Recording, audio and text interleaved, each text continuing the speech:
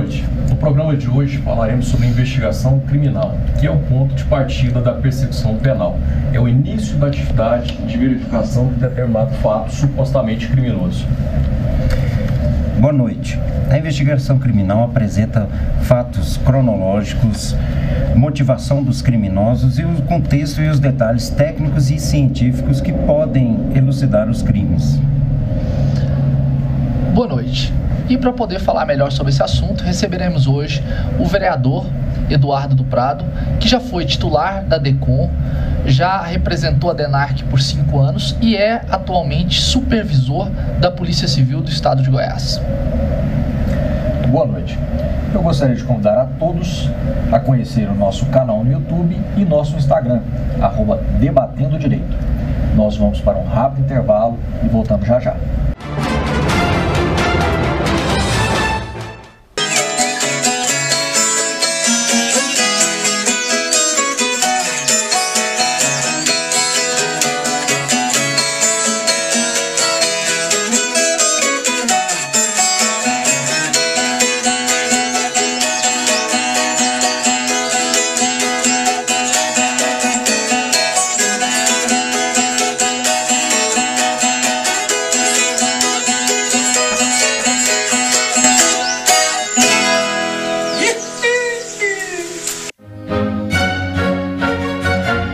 Foi aqui em Goiás que nasceu o Bolsa Universitária, que já atendeu mais de 170 mil jovens.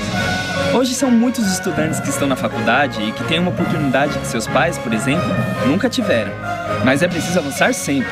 Com o programa Goiás na Frente, este ano a OVG incluiu 4 mil novos bolsistas e abriu mais 10 mil vagas. Nosso estado anda para frente, preparando os jovens goianos para o Brasil que está nascendo. Programa Goiás na Frente, inovação que cuida das pessoas. Sofisticação, requinte e os melhores preços você encontra aqui na Arte Tapetes. Trabalhamos com os melhores fabricantes para lhe atender com qualidade. Localizado em uma área de fácil acesso no coração de Goiânia. Venha conferir. Avenida Anhanguera, número 4264, Setor Central. Ou solicite um orçamento através do telefone 3942-2539. Arte Tapetes, conforto e beleza feitos sob medida para você. Voltando do intervalo, mais um programa Debatendo Direito, hoje falando sobre investigação criminal. Estamos recebendo o doutor Eduardo Prado, ele que é delegado da Polícia Civil do Estado de Goiás e atualmente vereador. Doutor Eduardo, prazer recebê-lo, muito obrigado pela presença. Prazer é meu, né? Estar aqui mais uma vez na TV Metrópole, programa Debatendo Direito que vem, logicamente, trazendo uma confiança muito grande nós operadores do direito, né? Sucesso, inclusive para vir aqui tem uma fila, né, de espera, porque geralmente os entrevistados sentem muita vontade e eu que fico feliz e lisonjeado com o convite de estar aqui hoje com vocês. Perfeito, doutor. Começando esse bate-papo, investigação criminal é um assunto que está na boca da população, as pessoas sempre comentam, mas muitas vezes comentam daquilo que acompanham na imprensa e faltam aspectos legais, aspectos técnicos nessa discussão. E eu queria iniciar esse bate-papo falando sobre o sistema de justiça criminal que é adotado no Brasil. Aqui, assim como em vários países da Europa, nós adotamos um sistema inquisitorial.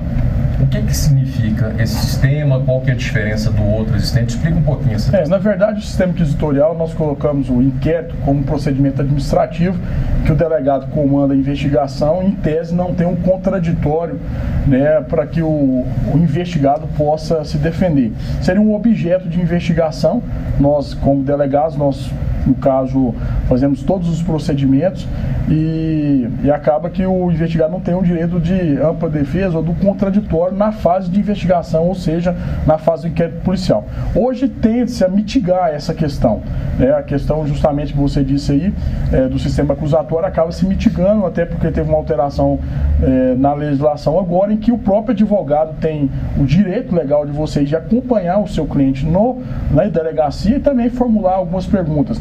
Eu, como delegado de polícia, pelo menos nas delegacias que eu comandei, que eu estive presente na DENAC, na DECOM, sempre dei a possibilidade do advogado acompanhar a investigação, logicamente dentro das possibilidades, e também fazer as suas intervenções, as suas perguntas, as suas colocações. Eu acho que isso traz credibilidade para a investigação, né? Nós que somos investigadores, delegados de polícia, quando você tem a presença do advogado, ele participa ali das formulações das perguntas, e até eu dou a oportunidade para que ele faça a pergunta também. Eu acho que isso é salutar para o inquérito policial e vai dar uma credibilidade para o trabalho do delegado e para a própria investigação. Então, hoje, apesar de haver essa posição do investigado como objeto, um procedimento administrativo, sem o direito de defesa, há, logicamente, assim, uma mitigação, ao meu ver, inclusive, com essas alterações aí, a participação mais intensa do advogado. Perfeito. Doutor Eduardo, boa noite. Boa noite. Bom, ordinariamente, primeiramente, o procedimento investigatório, a quem ele compete? Exclusivamente ao delegado? E quais os tipos de polícias previstos ali na Constituição Federal? No artigo 144 nós temos a Polícia Civil, Polícia Militar, Polícia Federal, né? E tem a Polícia Ferroviária Federal também, que eu, pelo menos durante minha carreira, não conheço ainda nenhum policial ferroviário, né? Hoje teve uma alteração da legislação em que há uma discussão no Supremo Tribunal que alterou o artigo 144, colocando a Guarda Civil Metropolitana como uma suposta polícia municipal. Há uma discussão da questão da constitucionalidade dessa alteração legal, né, ainda está discutindo ainda, mas em tese o que prevê a Constituição, a Carta Magna, é a questão da Polícia Civil, a Polícia Militar e a Polícia Federal e a Polícia Ferroviária. E a Polícia Rodoviária Federal também. Estava esquecendo a polícia. Meu irmão vai me bater desse jeito, né? Porque ele é chefe de operações da PRF de Rio Verde. Cada um com as suas atribuições, nós na parte investigativa, a Polícia Federal quando tem interesse da União, a Polícia Militar o trabalho ostensivo e a Polícia Rodoviária Federal na questão das estradas federais também, poder de ações nas rodovias. Tem a Polícia Legislativa também, né? Tem a Polícia Legislativa também. Houve uma mudança agora para tentar colocar ela no artigo 144. Eu também não sei se foi aprovado isso, se o presidente sancionou. Teve essa questão da Polícia Legislativa, que ela não era prevista no 144, mas há essa tendência também, né, da Polícia Legislativa compor as forças de segurança pública. Você fez uma outra pergunta também que... como que exatamente a quem compete, né? Ah, tá. Hoje há uma grande discussão, em tese, os delegados de polícia que presidiriam as investigações, mas houve uma decisão do Supremo Tribunal Federal em que, lógico, estendeu, né, para o princípio da amplitude, até porque, como o Ministério Público poderia fazer a denúncia, entenderam que o Ministério Público poderia também fazer a investigação. Foi a decisão do Supremo. Ao meu ver, eu não tenho nada contra o Ministério Público investigar, né? Eu, como delegado de polícia, só entendo que eles deveriam investigar tudo, né? Desde os crimes de colarinho branco até o pequeno tráfico de drogas também, né? Eu acho que teria que ter uma dimensão do poder de atribuições de investigação do Ministério Público e a gente colocar ele, logicamente o Ministério Público, para ajudar a Polícia Civil em todos os tipos de investigação. Fazer um direcionamento, porque hoje o Ministério Público pode investigar, segundo o entendimento do Supremo, mas vocês também aqui como advogados, eu acho que vocês também não sabem o que o Ministério Público pode investigar, né, quais são os critérios de investigação, quais os crimes que podem tudo, não podem nada, o que pode alguma coisa, né, a gente não sabe. Então deveria, até porque fica uma coisa meio incongruente, porque se ele pode requisitar a instauração de inquérito policial, em tese não precisaria requisitar, ele mesmo poderia baixar uma portaria, um pique, e eles mesmos investigarem o fato criminoso. Então há eu acho que uma insegurança jurídica seria a palavra correta em relação a isso.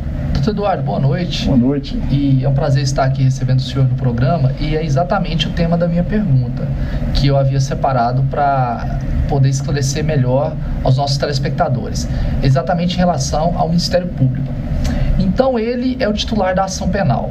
Sendo titular da ação penal, pelo entendimento do Supremo, e isso já vinha acontecendo em relação à capacidade dele e o poder de investigação, já exercia-se o poder de investigação por parte do Ministério Público, ou mesmo após a decisão do Supremo, como o senhor mencionou na resposta anterior, se isso houve uma maior segurança para o Ministério Público para investigar?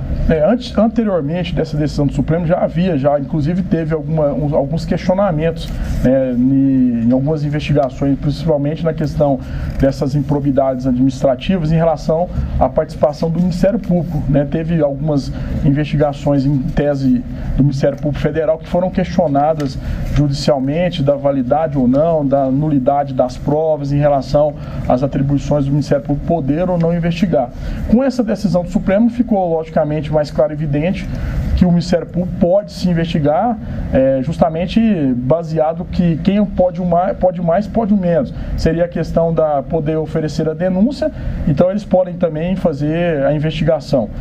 O que me deixa preocupado é justamente isso. Eu acredito que deveria definir se o Ministério Público pode investigar tudo ou o dever de investigar, porque você tem o princípio da obrigatoriedade no inquérito policial, né, e você tem o dever de instaurar, se você tem o conhecimento de um fato criminoso, um inquérito policial. Já o Ministério Público me parece que seria uma faculdade. É isso. Eu não sei se vocês também, como advogados, observam isso também. Parece que você não teria uma obrigação. Se um indivíduo chega lá e fala que praticou um roubo ou sabe de um fato criminoso, de um roubo ocorrido, o Ministério Público tem o dever de, em tese, baixar lá um pique ou uma portaria para investigar?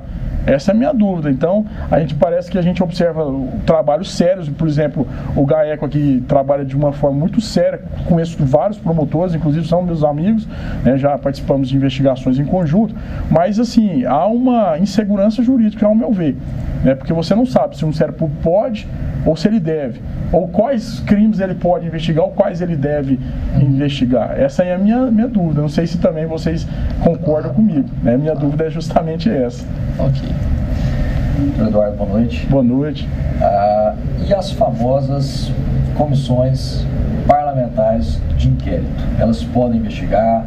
Como é que é a atuação dessas comissões? Inclusive nós tivemos agora, fui relator da CPI da SEI, né, da CPI da SMT, recentemente na Câmara Municipal, e essa pergunta é interessante, quando eu estava ali como relator, vi a dificuldade, porque no inquérito você pode muito mais, né? Aí você pode investigar, mas essas CPIs, essas seis, elas baseiam nunca mais em questão de inquirição das pessoas, de investigados, de testemunhas, na busca de documentos e outras medidas. Você tem que, lógico, pleitear o Poder Judiciário, quebra de sigilo, a questão de busca de condução coercitiva, enfim, todas essas medidas, outras medidas investigativas que nós usamos, elas têm que ser pleiteadas ao Poder Judiciário e com autorização.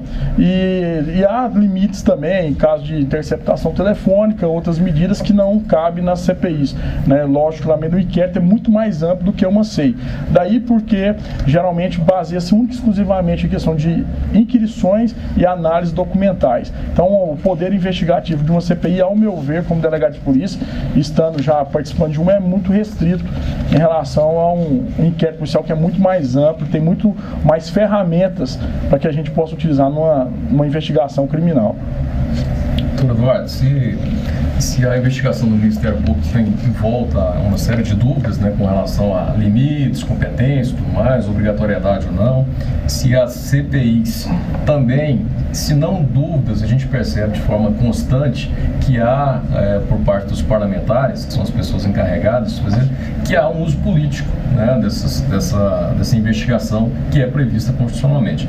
Então, a investigação tradicional é aquela do inquérito policial, Exato. é aquela cujo encarregado é o delegado de polícia. E aí que eu faço a minha pergunta. O que vem a ser um inquérito policial e de que forma que ele se inicia? O inquérito policial é um procedimento investigativo, administrativo, né, que a gente acabou de mencionar. Ele se inicia coordenado pelo delegado de polícia de carreira, né, de acordo com a Constituição Federal. A gente discutiu aqui a questão sem o contraditório, que seria um procedimento administrativo, inquisitorial, com essas características hoje, coordenado por um delegado de carreira da Polícia Civil ou da Polícia Federal, e ele se instaura por meio de um auto de prisão em flagrante, que é a regra o que acontece com mais constância, ou por meio de portaria também também nos crimes de ação penal pública incondicionada, que nós tomamos conhecimento por meio de notícia crimes, direta ou indireta, o cidadão ou pela imprensa, ou o cidadão que vai na delegacia registrar um boletim de ocorrência hoje chamado de RAI, né, aqui na Polícia Civil, e nós baixamos a portaria e instauramos o inquérito policial. Dali a gente começa a fazer as investigações para o nosso telespectador saber, fazemos inquirições, medidas cautelares, interceptações, enfim, cruzamentos de informações, e assim inicia toda a investigação dentro do inquérito policial. Então, as duas maneiras mais determinadas aí de se instaurar uma investigação: auto-prisão em flagrante, o cara é pego no flagrante ali, vamos dizer, na boca da botija, leva para o delegado, aquilo é o chamado coercitivo, auto-prisão, a instauração do inquérito por uma medida coercitiva. E também por meio da portaria, que a gente toma conhecimento por meio da requisição do Ministério Público. Dessas outras maneiras, a gente instaura o inquérito policial também dessa forma. São as duas maneiras tradicionais de se iniciar uma investigação. Perfeito. Nós vamos para um rápido intervalo e voltamos em um minutinho.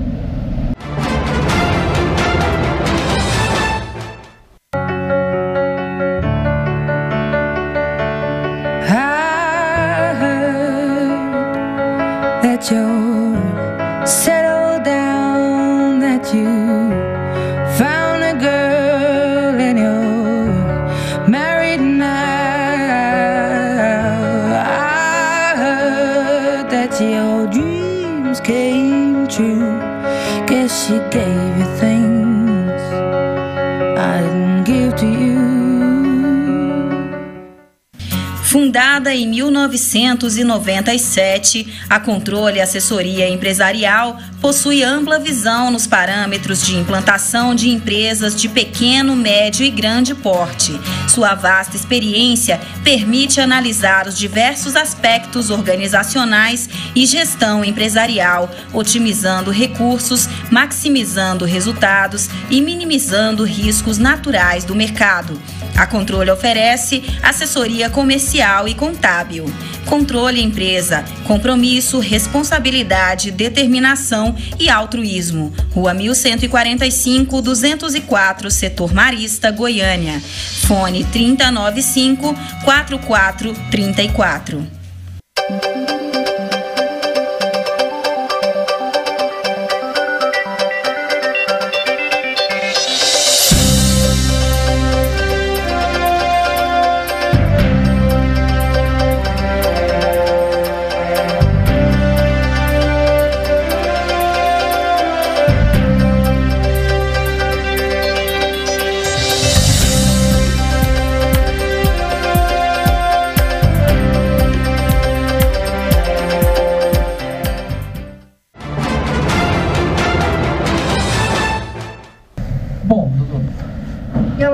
Ao Código de Processo Penal, ele fala de algumas providências que devem ser tomadas pela autoridade policial quando toma conhecimento de um ato considerado um ato ilícito. Exato.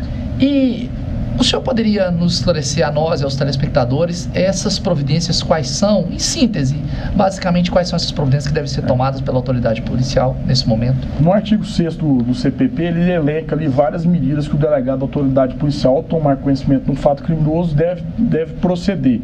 Primeiramente, nós temos que, no local do crime, preservar o local do crime, fazer as primeiras diligências, ouvir ali o ofendido, fazer exame de corpo de delito, apreender os instrumentos ali, os objetos que vão servir para a investigação, fazer acariações. Então, são medidas ali que a gente tem que fazer, até para preservar e, logicamente, para a investigação fluir de uma forma satisfatória. Então, essa é uma obrigação do delegado, né? O artigo 6º fala justamente isso, que são medidas indispensáveis para que a gente possa, na hora de tomar o conhecimento do fato, ir em loco para tomar essas providências. É uma maneira da gente já também começar o trabalho investigativo. Quando ele elenca aquelas medidas ali do artigo 6º, é para que a gente tenha contato. Geralmente, no local do fato, no local do crime, você colhe muitas informações. Você pega, capta, inclusive, em muitos casos, você acaba, no linguajar policial, derrubando o crime no momento. Sempre tem uma testemunha no local, ou uma pessoa que sabe de alguma coisa e chama o delegado no canto e começa a falar as informações que são imprescindíveis para a investigação. Dizem que as 72 horas são determinantes, né? São determinantes, né? São determinantes. E ali no momento do fato ali em si, no momento que a gente está ali, eu acho que aquela presença da autoridade policial, é por isso que a gente geralmente vai caracterizado, justamente que tem pessoas ali, e olha só, não são raros os casos que o autor do crime está no local. Ele fica olhando ali para observar qual é o procedimento que o delegado está tomando, quais são os fatos. Já aconteceu o caso em Alvorada do Norte, com eu como delegado lá, do autor do homicídio estar lá junto da família e tranquilizando a família e chorando junto com a família, e ele tinha acabado de dar 3 tiros no indivíduo, né, e estava ali passando as informações, e o comportamento dele chamou atenção. Então, porque ele estava ao mesmo tempo ali e inquirindo o tempo todo quais seriam os procedimentos, se eu tinha visto uma situação tal, né, querendo me desviar da investigação. Então eu percebi isso, e acabou que ele era o autor do crime, por causa de desavença em questão de drogas, ele matou esse indivíduo com 3 tiros. Então a presença no local do fato, o delegado preservar para a perícia chegar, eu acho que é uma das medidas fundamentais para que o inquérito seja bem sucedido. Se você deixa ali, o delegado não comparece no local, vamos dizer, as provas elas vão se esvair e acaba que a investigação pode ser eivada de algum vício. Doutor Eduardo, existem prazos para conclusão dos inquéritos? Quais são esses prazos e o que acontece caso esses prazos não sejam cumpridos pela autoridade? No caso na regra geral, no CPP, nós temos o prazo de 10 dias se o investigado estiver preso e 30 dias se ele estiver solto. Geralmente, se nós não conseguirmos, dos 10 dias nós temos que colocar ele em liberdade, caminhar o inquérito por fora, até porque não tem como você prorrogar. O entendimento é que se ele concluiu o prazo de 10 dias preso, já deveria oferecer a denúncia.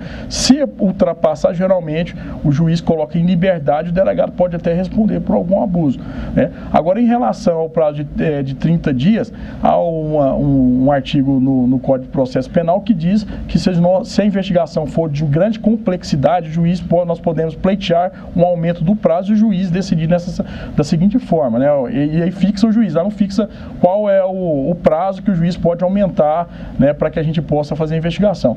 Em relação ao tráfico de drogas, a lei já é mais ampla, 30 dias para o indiciado preso e 90 quando ele estiver solto, sendo que lá já define que pode até duplicar esse prazo, né, um prazo mais amplo também que a lei de tóxicos e que dá mais uma amplitude, porque a investigação de tráfico de drogas ela é mais difícil. E a questão também do crime hediondo, porque a prisão temporária de 90 dias, entende-se que quando o crime hediondo, nós temos 90 dias para concluir o inquérito policial. Se extrapolar esse prazo, geralmente o juiz coloca em liberdade e a gente, logicamente, pode responder administrativamente junto à corregedoria. Aqui em Goiás, a gente tem uma fiscalização, nós temos que cumprir esse prazo e, se não cumprir dentro do prazo legal, nós temos que pleitear judicialmente, logicamente, um aumento, né, a dilação desse prazo. Doutor Eduardo, após a conclusão do inquérito policial, qual que é a providência imediata adotada pelo delegado? Pode determinar por si o arquivamento desse inquérito ou não pode? Explica um pouco. Nós não podemos opinar pelo arquivamento, né, se a gente entender que não houve o crime ou uma situação que não seja a conclusão do fato criminoso, nós podemos sugerir o arquivamento. O delegado, por si só, ele não pode arquivar inquérito. Inclusive, os nossos estudantes de direito que estão nos vendo aí, isso é uma matéria que cai todo concurso público. O delegado pode arquivar inquérito policial? Não podemos arquivar o inquérito policial. Inquérito concluído, nós fazemos o relatório final, com indiciamento ou não do indivíduo, do investigado, a gente encaminha ao Poder Judiciário, a parte da doutrina que entende que deveria já antecipar e mandar ao Ministério Público diretamente, porque para diminuir essa burocracia, mas a regra do Código de Processo Penal diz que nós encaminhamos ao Poder Judiciário, aí ele dá vista ao Ministério Público. O Ministério Público pode requerer novas diligências se entender que ainda não houve a definição, a autoria, está faltando algum tipo de prova, alguma investigação, ele ainda não está com a sua opinião, a sua opinião formada em relação ao fato criminoso e a autoria e a materialidade do fato, pode requerer novas diligências e volta para o delegado. Se ele entender que o inquérito está satisfeito, o inquérito está ok, aí ele vai oferecer a denúncia e começar a ação penal, e aí tem o contraditório, enfim, até a sentença condenatória do acusado, ou também ser absolvido, dependendo da situação.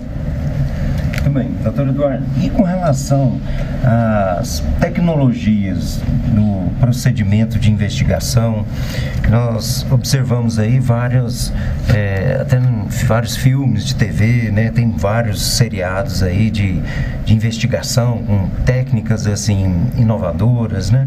A polícia brasileira, tanto a Polícia Civil quanto a Polícia Federal, quanto as demais polícias citadas, né? A gente sabe que existe ali um pessoal do front que está em contato com a sociedade, e tem aqueles que são da inteligência, que não só a parte de equipamentos e tudo mais, mas eles têm também a expertise do procedimento, né? Que é onde se descobre muita coisa. Então, gostaria que o senhor falasse um pouco sobre isso e também sobre as medidas cautelares que podem ser tomadas aí durante o procedimento, como interceptação telefônica, busca e apreensão, etc. Exato. Hoje, a Polícia Civil do Estado de Goiás e, logicamente, a Polícia Federal, nós temos praticamente todas as ferramentas que a gente observa nos filmes. Aquelas que, logicamente, que são concretas, porque há situações ali que são folclore, né? Mas luminol, igual a gente vê numa cena de homicídio, joga aquele spray. Hoje nós temos isso, a perícia nossa, na Polícia Técnica Científica tem essa questão. A questão de interceptação é a mesma utilizada nos Estados Unidos, né? Essas questões aí de escuta ambiental, enfim, todas as ferramentas que nós observamos hoje nesses filmes, a Polícia Civil ela tem a capacidade, nós temos os instrumentos para esse tipo de investigação, né? A Polícia Civil evoluiu muito aqui no estado de Goiás. Nós temos como você disse, Dr. Tênio, nós temos um departamento de inteligência, né? Nossa gerência de inteligência, onde nós fazemos ali um auxílio ao delegado de polícia nesses trabalhos aí, né? A questão das medidas cautelares, a questão de interceptações telefônicas, ambientais, gravações, quebra de sigilo bancário, cruzamento de informações de sigilo bancário para a gente ver a movimentação financeira, às vezes de caixa 2 ou de outras situações também de lavagem de dinheiro, né? Nós temos tudo isso hoje disponível na Polícia Civil, inclusive quebra de sigilo de antenas telefônicas para ver se o criminoso esteve no local do crime. Hoje nós temos a capacidade de, inclusive, fazer DNA, né? Um pelo que você acha num carro, numa questão de estupro, espermatozoide presente. Então tudo isso hoje nós temos a capacidade, e as coisas caminham para que a gente possa evoluir cada vez mais, né? Daqui uns dias nós estaremos aí a questão de reconhecimento facial. Quando o criminoso entrar no shopping, na hora que ele entrar na porta ali, já vai fazer o reconhecimento facial dele e já vai estar ligado diretamente com o nosso centro de comando e controle. Isso aí não é longe não, já está em teste no estado de Goiás já. A pessoa entrou ali no shopping, inclusive já conseguimos prender indivíduos, né, baseados nesse sistema que está sendo adquirido. Quando a pessoa entrar no shopping ou em qualquer lugar, né, que já tiver um mandado de prisão e tiver a foto do nosso banco de dados, já vai acusar e já vai ser preso. Essas câmeras de segurança que são interligadas com o nosso centro de comando e controle, fica lá no nosso QG. As câmeras hoje, carro roubado, carro furtado, a placa, ela cai no nosso sistema, o nosso sistema pode acusar que aquele carro é roubado. Enfim, nós estamos vivendo um verdadeiro Big Brother hoje na cidade. Perfeito. Nós vamos para um breve intervalo e retornamos no instante.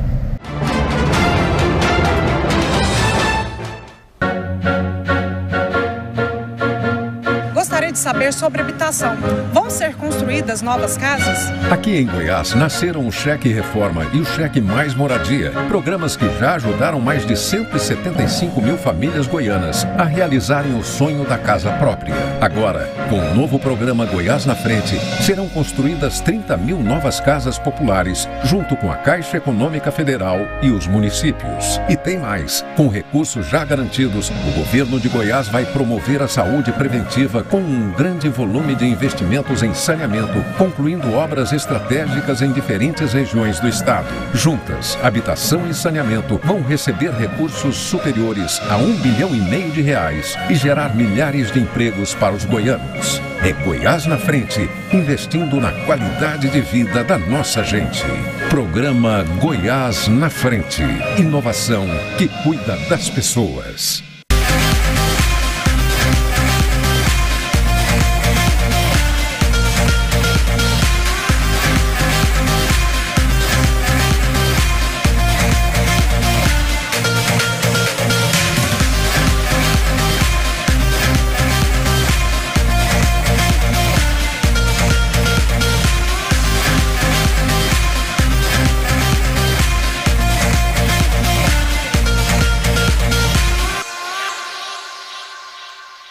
várias marcas de sapatos masculinos, femininos e infantis, proporcionando conforto para os seus pés. Uma loja completa com acessórios como bijuterias, relógios e perfumes importados, além de acessórios esportivos com tudo o que você precisa. E para você, mulher de bom gosto, a Pisando tem belíssimas bolsas que vão combinar com a sua elegância. E o melhor de tudo é que você pode parcelar as suas compras em até 10 vezes sem juros nos cartões ou 5 vezes no crediário. Pisando Calçados, Rua J4, quadra 76, lote 14, Mansões Paraíso, próximo à Fundação Bradesco, em Aparecida de Goiânia. Telefone 3518-2037. A número 1 em preços baixos. Voltamos essa noite com mais um programa Debatendo Direito, hoje falando sobre um tema amplo de interesse de todos aqueles que nos acompanham e acho que de toda a sociedade também, independente de ser ligado à área do direito, como operador de direito ou não, que é a investigação criminal. E aí hoje recebemos o Dr. Eduardo Prado, delegado da polícia e também vereador em Goiânia. Há uma evolução, doutor Eduardo, razoável, no ponto de vista do senhor, em relação às investigações, ou estamos atrasados? E também uma curiosidade do percentual médio de elucidação dos crimes e dos fatos levados ao conhecimento da autoridade policial. Mas houve uma evolução, né? Só que o que eu vejo é uma falta de efetivo hoje nas instituições policiais, principalmente nas polícias civis. Eu acho que os governantes não têm interesse em investir na Polícia Civil. O porquê, eu não sei. Talvez é porque não dê voto, porque a Polícia Civil ela não tem giroflex. Mas o que nós temos de... a nossa instituição, a Polícia Civil, eu falo em relação a Goiás e tenho contato com outros delegados também, a evolução foi muito grande, né? A Polícia Civil hoje ela é muito preparada e nós temos ferramentas. Infelizmente, hoje nós temos carência muito grande de material humano. Para você ter ideia, em 2004, quando eu assumi com 23 anos o cargo de delegado de polícia, né, saí da faculdade, passei no concurso, fui para Alvorada do Norte, 2004. Cheguei lá em fevereiro de 2004. Naquela situação eu respondia já por 16 cidades, doutor, e um presídio com 90 presos. Agora, logicamente impossível. Na homicídios você tem os delegados, cada um com 400, 500 inquéritos, com 1, 2 policiais. Então, assim, se nós tivermos um material humano, eu acho que não teríamos até que construir novos presídios, porque o que já temos, nós somos recordistas em apreensão de drogas no Centro-Oeste, a Polícia Civil de Goiás preparada, equipamentos e evolução da investigação muito grande, né? Aí a questão de números de elucidação, eu não tenho um número concreto aqui para falar para vocês, mas as informações que passam do patamar de 70% da elucidação de fatos, de fatos criminosos aqui no estado de Goiás. Enfim, é um número muito positivo em relação à média nacional. Então eu acho assim, que se tivéssemos um investimento no material humano, né, concursos, e não fazer concurso só quando, como se diz, a vaca já está atolada, né, fazer concurso de forma categórica, logicamente programada, eu acho que nós teríamos aqui uma solução muito maior de crimes diante de tudo isso que acontece. Nós temos profissionais muito qualificados, reconhecidos em todo o Brasil, né, pelo poder de investigação e capacidade. Temos também tecnologia. O que falta é gente para trabalhar e um investimento maior no material humano. Obrigado. Eduardo, e as delegacias especializadas? Essa especialização, elas auxiliam, elas ajudam a fornecer mais recursos para uma investigação mais profunda? Exatamente. As delegacias especializadas são fundamentais dentro do contexto da Polícia Civil. Algumas são divididas por tipos de crimes e outras pela complexidade também, dependendo da situação. Então, hoje nós temos delegacias especializadas. Nós temos a DENARC, a DEIC, a furtos e roubos. Nós temos, dentro da DEIC, grupo de assalto a banco, antissequestro, estelionato. Nós temos a Delegacia de Repressão a Cargas, a DECOM, que é a Delegacia de Repressão a Crimes crimes contra o consumidor. Dentro das regionais nós temos grupos táticos de repressão a narcóticos, então, e a delegacia de homicídios também, DPCA, que é de proteção criança e adolescente, DEPAI, que apura os adolescentes no caso de atos infracionais. Essas delegacias, logicamente, têm uma qualificação em termos desses crimes, os policiais são preparados especificamente para lidar com essas situações, e algumas elas têm um poder de reação maior, caso da DEC, da DENAC, da própria FURTS, que nós lidamos ali em tese com criminosos de alta periculosidade. Os policiais da DEC têm um preparo diferenciado, muitos já fazem cursos de alta complexidade, e também nós temos o grupo tático também, que é o GT3, que é considerado um dos melhores grupos táticos do Brasil. Eles são preparados para invadir cativeiro, resgate de reféns, desarme de bombas, prisão de pessoas de alta periculosidade em situações difíceis. Então esse grupo tático, nós temos ali um grupo tático preparado para auxiliar essas delegacias especializadas. Então essas delegacias são importantíssimas no auxílio aos delegados do interior e também aqui na cidade de Goiânia. Geralmente acho que todas as delegacias, tirando a homicídios, elas têm atribuição em todo o estado de Goiás. Ou seja, a DEIC ela pode atuar em todo o estado de Goiás, a DENARC também, a FURTS e roubos também são delegacias estaduais. Daí uma maior complexidade no trabalho dessas delegacias. Eduardo, outra que é estadual e foi citada pelo senhor é a DECOM, Delegacia Estadual de Repressão a Crimes contra o Consumidor. E o senhor já foi titular dessa delegacia tempos atrás, antes de assumir o mandato de vereador. Queria que o senhor falasse um pouco da rotina nessa especializada.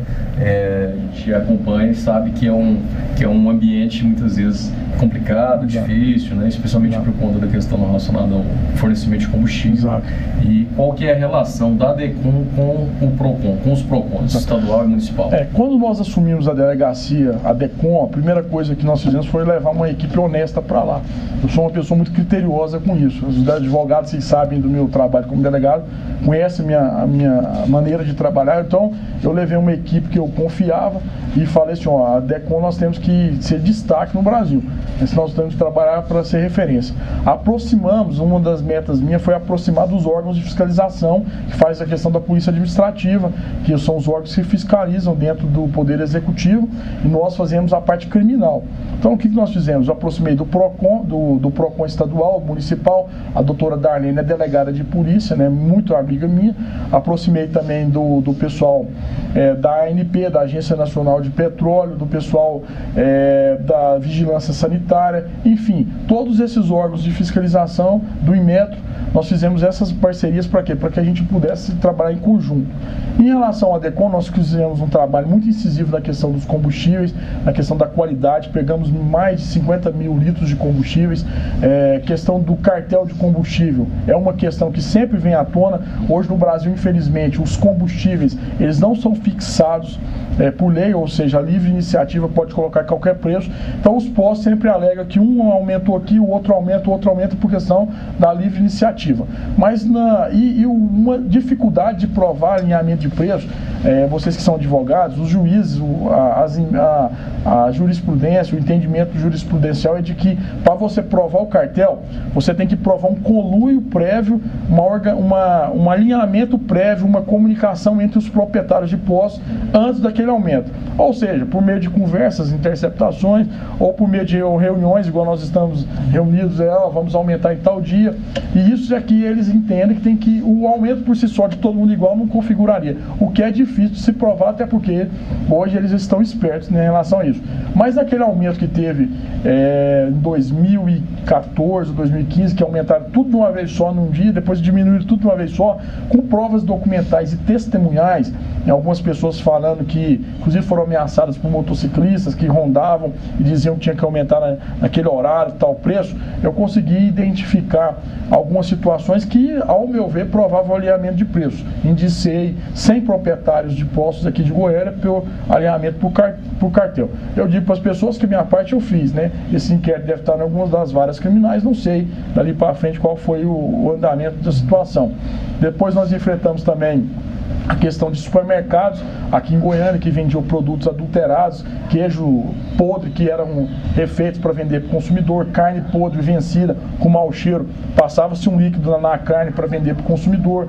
Enfrentamos essa questão, enfrentamos a questão também de falsificadores que vendiam bebidas alcoólicas falsificadas. O maior falsificador do Brasil residia em Goiânia, foi uma operação chamada Alambique, inclusive ele vendia para um restaurante do Congresso Nacional uísque importado, como se fosse importado e falsificado.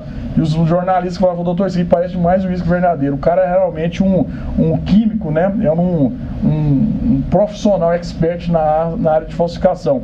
E também nas outras falsificações também a gente trabalhou de forma incisiva, fizemos um trabalho, aquela papa defunta, em que aquelas funerárias ali assediavam ali na porta do ML, tivemos uma operação em conjunto também com o PROCON nesse sentido. E estelionatários, né, o caso mais famoso foi daquela Bruna Barbie, que deu golpe no Brasil todo, uma loira bonita que dava o golpe aí no Brasil todo. E pegamos também pessoas que vendiam celulares nas internets, nas redes sociais, e colocavam um pedaço de pedra e vendia para todo o Brasil. Enfim, nós fizemos um bom trabalho ali na DECOM, e a DECOM hoje ela é referência no Brasil todo, em termos de trabalho, de credibilidade, né? Quando tem confusão em festas, tudo para na DECOM hoje. E a DECOM, ela, graças a Deus, nós conseguimos elevar o nome da DECOM no estado de Goiás. Hoje ela está comandada pelo Dr. Herbert, que é um delegado que eu levei para lá, e era adjunto meu, mais os outros 2 delegados. Com a minha ida, logicamente, nesse novo projeto que eu tive que afastar da DECOM, né, para candidatar a vereador, ela continua ali com essa nova gestão que, ao meu ver, está indo de vento e popa. E os meninos, eu chamo os meninos, são novatos e estão aí botando para quebrar aqui em Goiás. Parabéns. Muito bem. Doutor Eduardo, e com relação àqueles crimes de maior complexidade e que normalmente são praticados em série, e o trabalho da imprensa e o próprio clamor popular, o interesse popular, eles mais contribuem ou mais atrapalham nessas investigações? Como, por exemplo, aí, esse mais recente aí do serial killer, o Tiago, né? Na verdade, o bom profissional, doutor Tênis, ele tem que se blindar de pressões externas, né? Um bom profissional, logicamente nós somos humanos. Na casa da investigação do serial killer, que eu participei de forma direta, eu estava na DENARC, fui convocado pelo secretário para contribuir com a investigação. Eu saí em Goiânia, as pessoas cobravam de mim: doutor, o senhor é um bom delegado, não vai prender o homem. Alguns diziam que tinha serial, mas enfim, a complexidade é grande. Em relação à questão da imprensa naquela situação, foi difícil, porque quando nós identificamos a placa, por meio de uma informação que foi repassada à nossa equipe aqui perto, até aqui da onde nós estamos, no local onde a Janaína morreu, teve uma situação que a placa foi colocada na imprensa. Inclusive, quando uma moça, a arma falhou e o Tiago tentou matar uma moça aqui sem sucesso, e uma pessoa anotou a placa, eu cheguei a ligar para a imprensa e falou: não coloca essa placa nos jornais. Quando eu cheguei em casa, no Jornal Nacional e nos outros jornais, a primeira coisa que tinha lá era a placa: o serial killer volta a atacar, e estava lá a placa anunciada. E a gente ficou, logicamente, difícil. A investigação é muito complexa, eu teria o prazer, mas o tempo urge aqui, né, o programa curto, de dar os detalhes da investigação, mas eu me comprometo, se assim entender a bancada, depois de voltar e falar para e passo essa investigação, que ela traz assim vários tipos de técnicas de investigação. E aí os estudantes de direito, nós damos palestras aqui em todo o estado de Goiás, inclusive nos Estados Unidos me convidaram recentemente para a gente ir no FBI para dar uma palestra como é que foi a investigação. Os estudantes de direito somos convidados pelos professores de direito para dar essa palestra, porque instiga, e geralmente eu conquisto todos os estudantes para virarem delegado depois da palestra. Eu faço uma disputa com os promotores de juízo. Lá em Rio Verde foram 1.100 alunos. Depois que acabou a palestra, acho que 90% queria virar delegado de polícia. Doutor, só para encerrar, um breve comentário em relação ao que o senhor acha e como o senhor avalia a capacidade da nossa polícia e da Polícia Civil para poder se deparar com crimes envolvendo psicopatas. Eu acho que nós são situações diferentes, situações, quando tem um psicopata igual o Thiago, geralmente a gente tem aquele perfil de bandido, né? O bandido é daquela maneira, é um traficante, é isso. O cara que anda armado, troca tiro, é um assaltante. Quando você pega um psicopata que não tem um perfil direcionado, gera uma dificuldade, até porque você tem que pegar outras ferramentas da psicologia e de outros departamentos, outras ciências, para que a gente possa chegar naquele indivíduo. Depois do caso serial killer, eu acho que nós tivemos assim, um preparo maior. Naquela investigação, eu estudei muito sobre psicopatia. Desde o primeiro momento, eu entendia que havia um psicopata. Eu estudei muito sobre aquilo. Eu acho que, logicamente, na academia, foi uma sugestão minha para a diretoria que nós fizéssemos um preparo maior em relação à questão do traçar o perfil de um psicopata. Então, eu acho que a polícia tem que evoluir ainda, mas depois desse fato evoluiu muito, que é algo diferente do cotidiano nosso. Bom, doutor Eduardo, eu agradeço a presença, o nosso tempo encerrou, agradeço aqui aos colegas de bancada, agradeço aos telespectadores por estarem conosco hoje em mais um programa Debatendo Direito. Convido, como sempre faço, e os colegas também fazem, para acompanhar-nos pelas redes sociais que vão aparecer embaixo na sua tela. Um abraço, boa noite.